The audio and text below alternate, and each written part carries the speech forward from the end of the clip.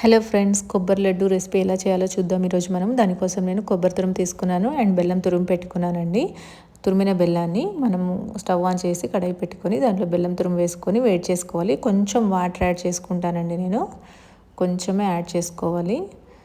ఇలా చేసుకొని ఉడుకుతుంది కదా, దీని పాకం ఎలా వస్తుంది అంటే చూద్దాం. ఇప్పుడు ఇలా ఉడుకుతుంది కదా, ఒక బౌల్లో వాటర్ తీసుకొని అందులో ఇలా వేసుకొని అది వచ్చిందో లేదో టెస్ట్ చేసుకుంటున్నాం మనము. ఇలా చేతిలోకి తీసుకుంటే కొంచెం ముద్దలా రావాలి, జెల్లీలాగా ఉండాలి, మెత్తగా ఉండాలి, ముద్దకు రావాలి. ఇలా వచ్చిందంటే పాకం వచ్చేసినట్టే. ఇలాచి పౌడర్ వేసేసుకున్నానండి.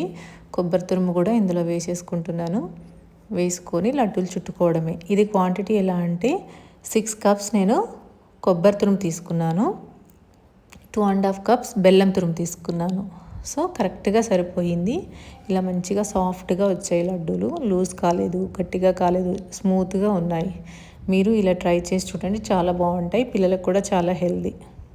చూడండి ఎంత బాగా వచ్చాయో, చాలా బాగుంటాయి. టేస్ట్ ట్రై చేయండి. సేమ్ క్వాంటిటీతో ట్రై చేయండి, చాలా బాగా వస్తాయండి. చూడడానికి చాలా బాగున్నాయి కదా. Thank you friends. Okay, bye.